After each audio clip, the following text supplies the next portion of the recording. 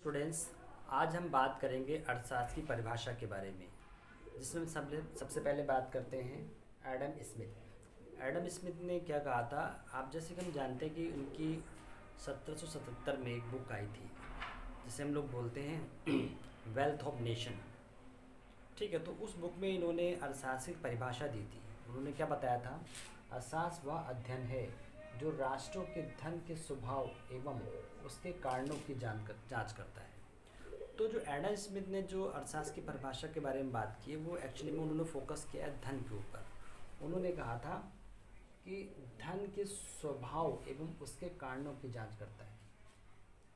ठीक है, इनका जो मेन फोकस क्या था एडम स्मिथ का, इनका कहना था कि जो अर्थशास्त्र है वो एक तरह से धन का विज्ञान है। वो ये दिखाता है कि धन का स्वभाव, धन के स्वभाव के बारे में अध्ययन करता है कि धन कैसे खर्च होता है, कैसे उसको और बढ़ाया जा सकता है, और उसके कारणों की जांच होती है, किस तरह से धन बढ़ना, धन का कम होना। ये देखा जाए कि किस तरह से ये धन के बारे में जो सारी बातें होती हैं, धन को प्राप्त करना, धन को खर्च करना, धन को की बचत करना, ये सारी बातें एक तरह से देखा जाए तो पूरा का पूरा जो अर्थशास्त्र है वो धन के आसपास ही घूमता है।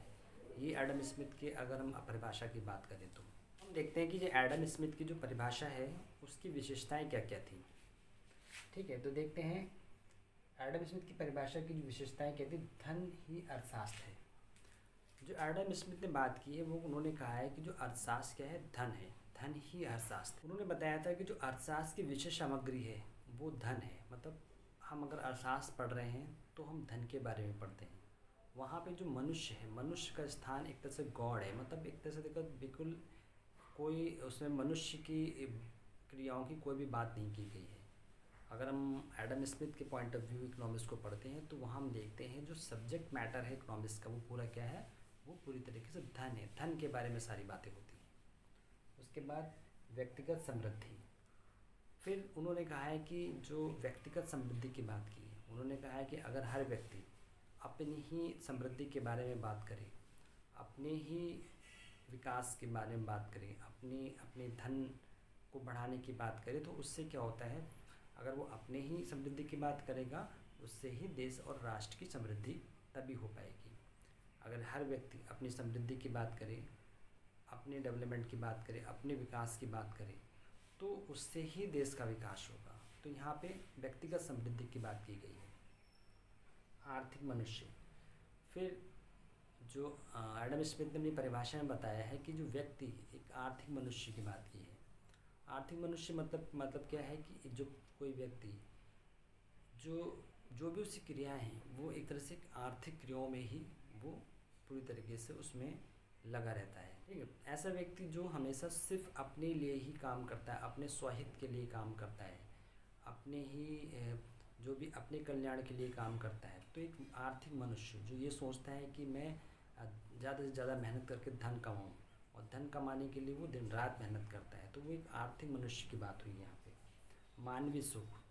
यहाँ पे जो मनुष्य, जो अर्थशास्त्र, जो एडम स्मिथ हैं वो क्या बात कर रहे हैं, मानवीय सुख की बात करते हैं। मानवीय सुख, और मानवीय सुख का आधार क्या है, धन है। उनका कहने का मतलब है अगर मनुष्य खुश होना चाहता है, वो अपने जीवन को खुशहाल रखना चाहता है, तो उसे क्या करना होगा, धन कमाना होगा, ज़्यादा से ज़्यादा धन अपने पास एकत्रित करना होगा।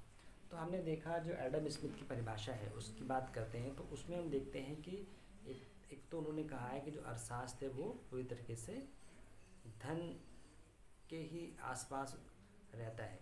एक पूरी जो विषय सामग्री अर्थशास्त्र की वो क्या है, धन है। फिर उन्होंने कहा है कि हर व्यक्ति अपने बारे में अपनी व्यक्तिगत समृद्धि की बात करता है। फिर आर्थिक मनुष्य, जो व्यक्ति है वो क्या करता है, आर्थिक मनुष्य वो ऐसी क्रियाओं में ही लगा रहता है, वो अपने स्वहित के लिए काम करता है, अपनी जो आर्थिक जो समृद्धि है उसकी बात करता है। मानवीय सुख, उन्होंने कहा है जो व्यक्ति है वो मानवीय सुख की बात करता है। मानवीय सुख, और मानवीय सुख कहाँ से होता है, धन प्राप्ति से। उन्होंने कहा है मानवीय सुख का आधार ही धन है। तो हम ये सारी बातें एडम स्मिथ की परिभाषा से ये विशेषताएं हमें मिलती हैं। अब आगे हम बात करते हैं मार्शल की परिभाषा के बारे में। अब मार्शल की क्या परिभाषा थी, अर्थशास्त्र जीवन के साधारण व्यवसाय में मनुष्य मात्र का अध्ययन करता है, वह व्यक्तिगत तथा सामाजिक कार्य के उस अंश की परीक्षा करता है जो कल्याण के भौतिक साधनों की प्राप्ति तथा उपयोग से घनिष्ठ रूप से संबंधित है।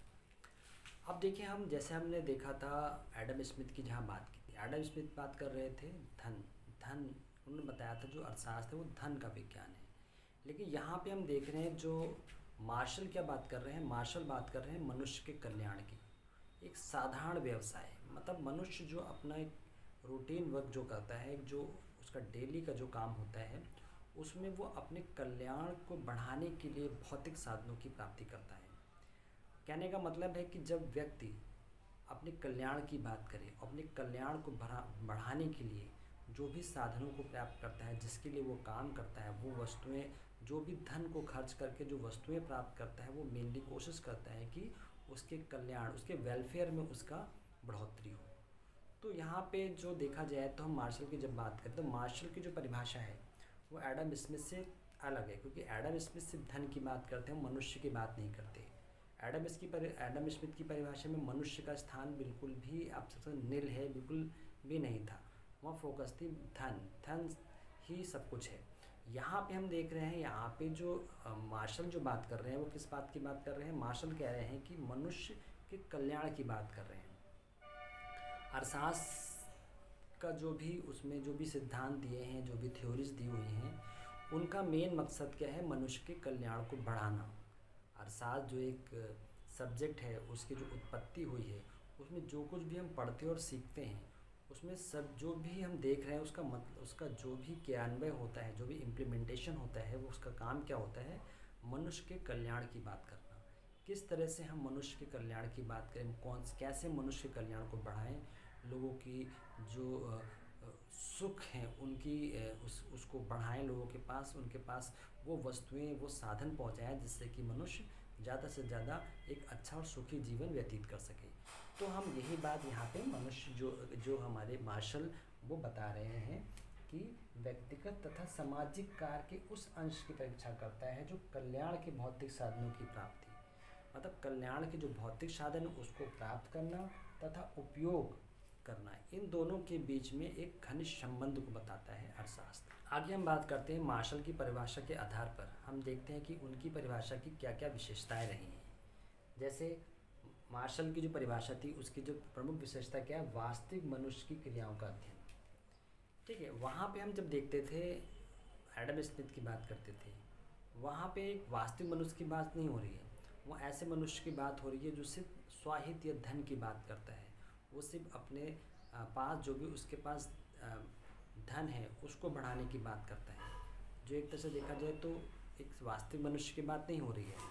यहाँ पे वास्तविक मनुष्य की क्रियाओं का अध्ययन किया जाता है। यहाँ पे हम ऐसे मनुष्य की बात करते हैं जो एक व्यक्ति है जो चलता फिरता सोचता है, वो सिर्फ इसलिए नहीं काम कर रहा है कि सिर्फ धन के लिए काम नहीं कर रहा है, वो और भी कुछ समाज से जुड़ा हुआ है, लोगों से जुड़ा हुआ है, उसका घर परिवार है, और भी चीज़ें हैं, और भी क्रियाएं हैं, उनके बारे में भी वो देखता है। एक वास्तविक मनुष्य की बात हो रही है।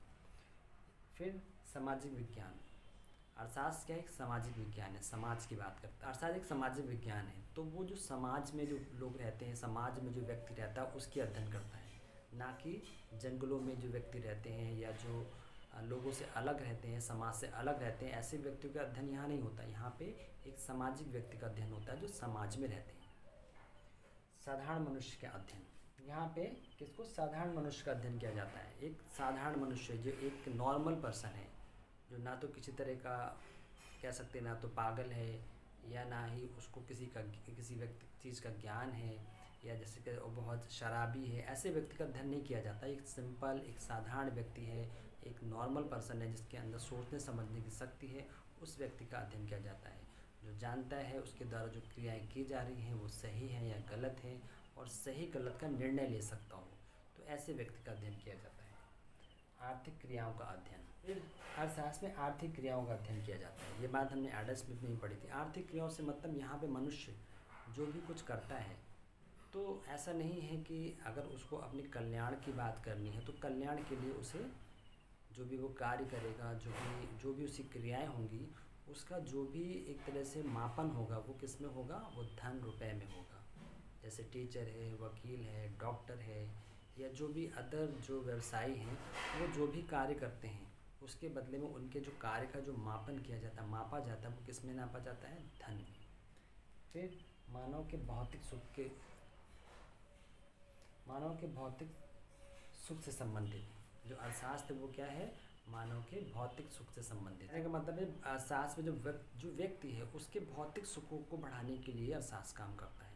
भौतिक सुखों के लिए जो भी उसके भौतिक साधन हैं, घर है, उसके पास अच्छे जो भी सुविधाएं हैं घर में, वो सारी सुविधाएं ऐसी होनी चाहिए जो उसके भौतिक सुखों को बढ़ाए।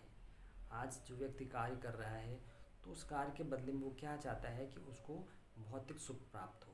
तो अर्थशास्त्र क्या है? भौतिक सुखों से संबंधित है। तो हमने देखा यहाँ पे एडम स्मिथ की धन संबंधी परिभाषा देखी, फिर उससे हमने उनकी विशेषताएं देखी, उसके बाद हमने मार्शल की परिभाषा देखी और उसकी कुछ विशेषताएं देखी। तो इस तरह से हमने देखा है एडम स्मिथ धन की बात करते हैं और मार्शल मनुष्य के कल्याण की बात करते हैं। तो दोनों की परिभाषाओं में काफ़ी अंतर देखा गया।